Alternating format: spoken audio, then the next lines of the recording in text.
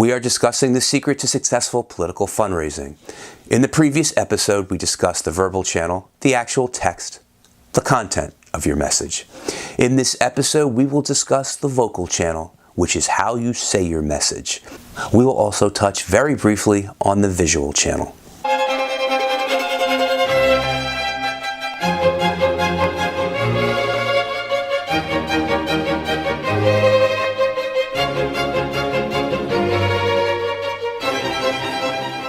Welcome to PA Voter Information Network. This is Larry DeMarco, your host. Are you anxious about this upcoming election season? Well, I have a cure.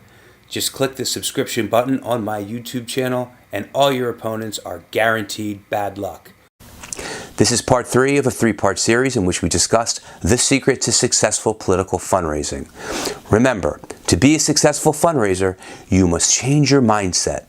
We are not asking.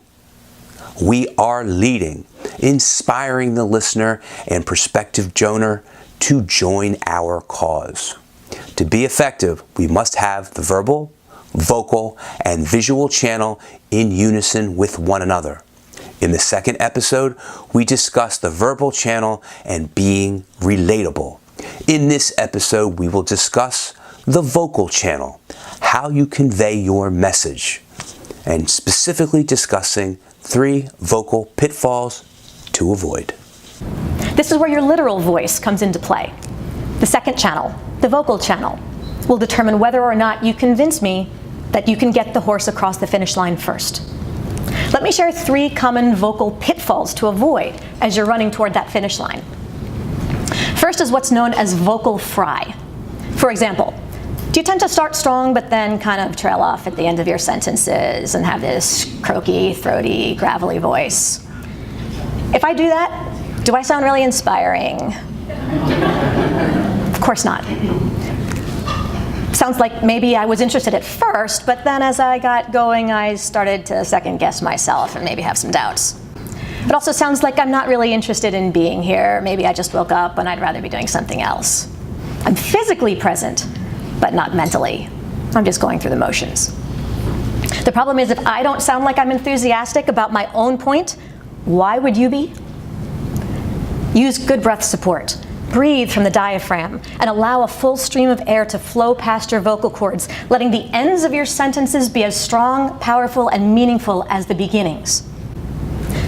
The second pitfall is called upspeak, which is that pattern where it sounds like you're asking lots of questions, even when you're not, because you're inflecting all those question-like tones at the ends of your phrases and sentences. Now, maybe you don't raise it quite as much, so it just sounds like monotonous droning, but either way, it gets really annoying. And nobody wants to follow someone like that. But regardless of how high you go, those little upward glides in pitch are actually implying tag questions like okay, right, you know, all of which have one sole purpose. They are begging for affirmation. They sound like I need you to tell me that you believe that I'm right, that you think that what I'm saying is okay. Well, if I'm calling you and asking you to validate me, that doesn't sound like I'm very confident in my own message. So if I'm not confident in myself, why would you have enough confidence in me to entrust me with your money, of all things?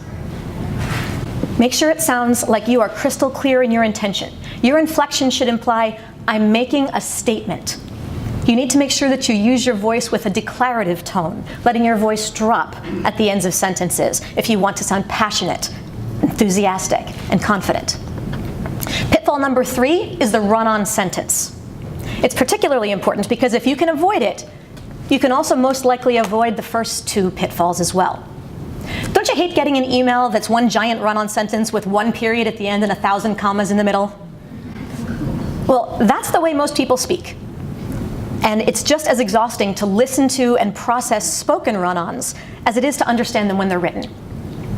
Even when people are reading from a script with periods written in, the delivery often sounds like it's a run-on sentence, and that tends to sound like you're disorganized or self-conscious and maybe even frantic, which completely undermines any effort of projecting confident leadership. Just like we need to see periods, we need to hear them too. Finish your thought and add that vocal period at the end, letting your voice drop. then pause. That's the vocal equivalent of the space bar after the period. Start your next sentence and do it again.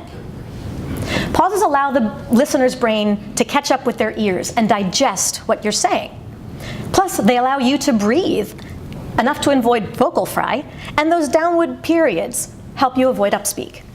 Altogether, you project a sense of calm and control, which inspires your listener to have more confidence in you.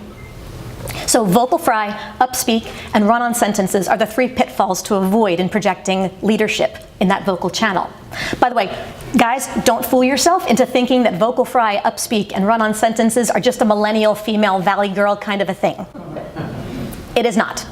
Men and women, older and younger, educated and less educated, professional and non-professional, of every background, fall into all 3 of these habits from time to time.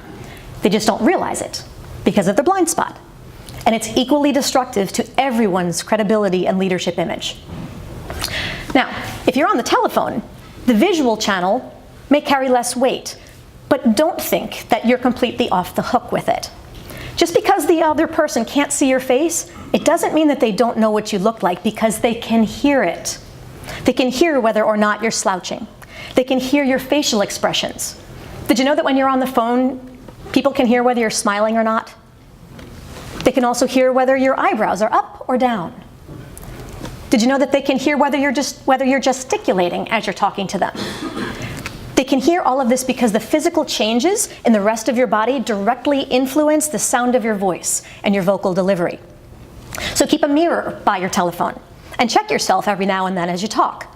This has been part 3 of a 4-part series. We've been discussing the vocal channel.